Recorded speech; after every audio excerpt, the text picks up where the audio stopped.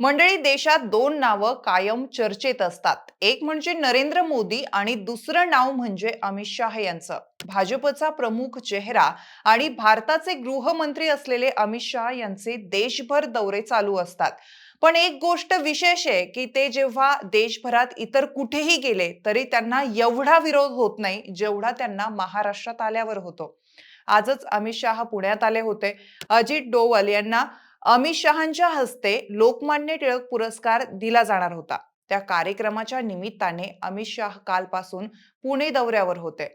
पण त्यांच्या या दौऱ्यात त्यांना सामान्य जनतेच्या आणि विरोधकांच्या रोषाला सामोरं जावं लागलं. काँग्रेस तसेच इतर पक्षांनी रस्त्यावर उतरून अमित शहा यांच्या विरोधात घोषणाबाजी आणि बॅनर्सबाजी केली आहे. पण अमित शहांना महाराष्ट्रात अशा रोषाला सामोरं जावं लागण्याची ही काय पहिलीच वेळ नाही आहे. या अगोदरही अमित शहा जेव्हा जेव्हा महाराष्ट्रात आले तेव्हा त्यांना इतर अशाच प्रकारच्या रोषाला सामोरं जावं लागलं.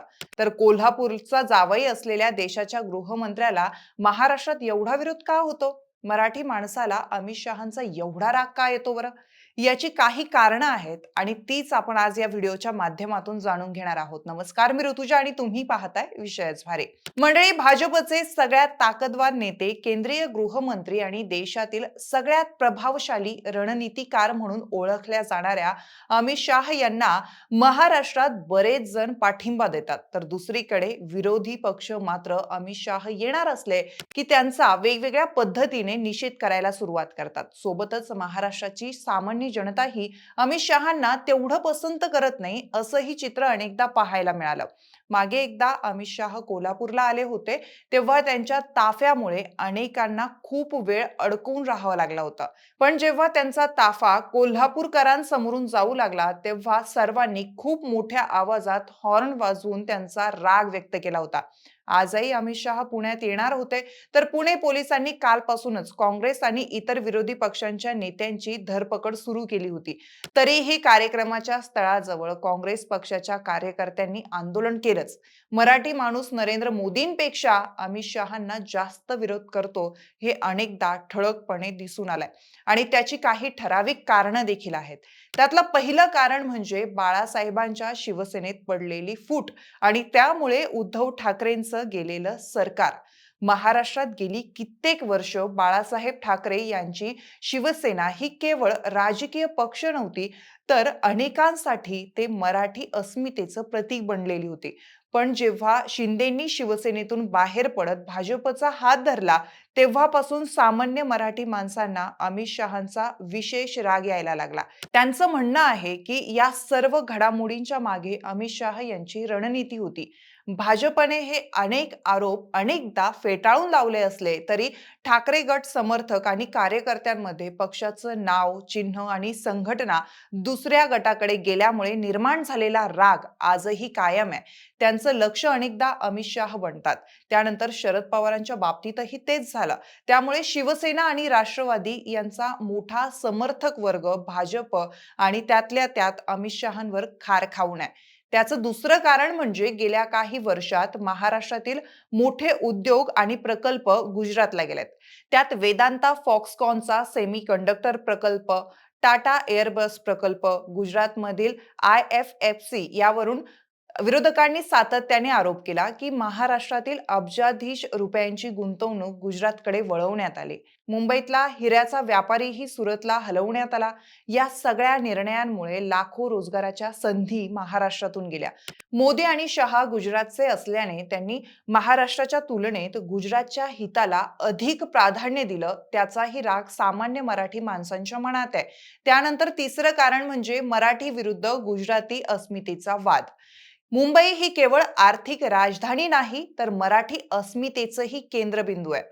पूर्वीपासून मुंबईवर गुजरातची नेहमीच नजर राहिलेली आहे.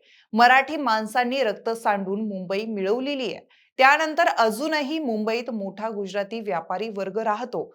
शिवसेना, उद्धव बाळासाहेब ठाकरे पक्ष आणि मनसे सारखे पक्ष अनेकदा असे आरोप करतात की मुंबईतील मराठी माणसाचा प्रभाव कमी करण्याचा प्रयत्न केला जातोय आणि गुजराती व्यापारी वर्गाचं वर्चस्व वाढवलं जात आहे. या आरोपांमध्ये अमित शाह यांचं नाव सतत घेतलं जातं. त्यानंतर चौथं कारण म्हणजे ईडी, सीबीआय आणि इतर केंद्रीय तपास यंत्रणांचा वापर करून अमित शाह यांनी महाराष्ट्रातील अनेक विरोधी पक्षांच्या नेत्यांवर खच्चीकरण करण्याचा प्रयत्न केलाय. भाजपात या नाही तर जेलमध्ये जा या इनडिरेक्ट मोहिमेत अनेक नेते भाजपात गेले, पण संजय राऊत सारख्या काही नेत्यांनी जेलमध्ये जाऊनही माघार घेतली नाही. केंद्र सरकार आणि भाजप हे सगळे आरोप फेटाळतात. त्यांचं म्हणणं आहे की सर्व तपास न्यायालयीन देखरेखीखाली आणि कायद्यानुसारच होतात. पण विरोधी पक्षांच्या समर्थनार्थ त्यामुळे केंद्रीय नेतृत्वाविषयी नाराजी निर्माण झाली आहे आणि त्याचा रोष अनेकदा अमित शाह यांच्यावर व्यक्त केला जातो. त्यानंतर पाचवं कारण म्हणजे महाराष्ट्रातील सहकारी क्षेत्रात अमित शहांचा वाढता असलेला हस्तक्षेप हा मराठी नागरिकांना आणि शेतकऱ्यांना मान्य नाहीये. महाराष्ट्रातील साखर कारखाने, सहकारी बँका आणि विविध सहकारी संस्था या केवळ आर्थिक संस्थाच नाही, तर त्या राज्याच्या राजकारणाचाही महत्त्वाचा भाग आहे. विरोधकांचा आरोप आहे की केंद्रीय यंत्रणांच्या कारवायामुळे या क्षेत्रातील राजकीय समीकरणं बदलण्याचा प्रयत्न होतोय. त्यामुळे सहकार चळवळीशी संबंधित अनेक कार्यक्रमांमध्ये या विषयावरून नाराजी व्यक्त होताना दिसतेय. आता सहावं कारण बघूया. ते कारण म्हणजे महाराष्ट्राच्या राजकारणात दिल्लीचा वाढता हस्तक्षेप. मुख्यमंत्री कोण होणार, सरकार कसं स्थापन होणार, कोणत्या पक्षाशी युती होणार किंवा कुणाला मंत्रिपद मिळणार, अशा अनेक महत्वाच्या निर्णयामध्ये दिल्लीतल्या नेतृत्वांचा प्रभाव वाढल्याची टीका विरोधक सातत्याने करतायत. या निर्णयामध्ये अमित शाह यांची भूमिका महत्वाची असल्याचा आरोपही केला जातोय.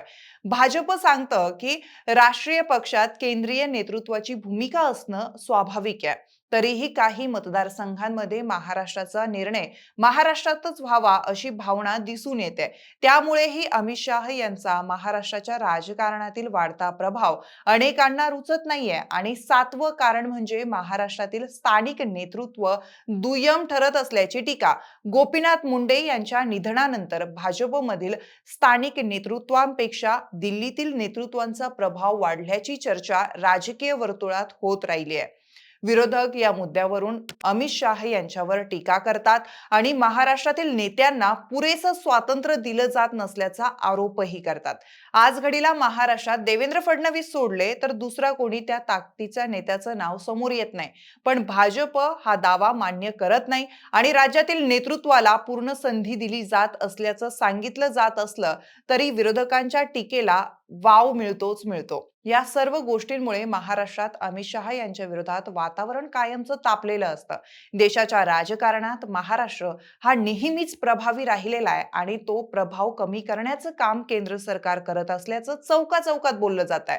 आता याबद्दल तुमचं मत काय? महाराष्ट्रात अमित शाह यांच्या विरोधात नाराजी हे केवळ राजकारण आहे की त्यामागे खरोखरच जनभावना आहे? तुमचं मत आम्हाला कमेंट करून नक्की सांगा आणि सोबतच विशेष भारीच्या YouTube चॅनलला सबस्क्राईब करायला विसरू नका. धन्यवाद.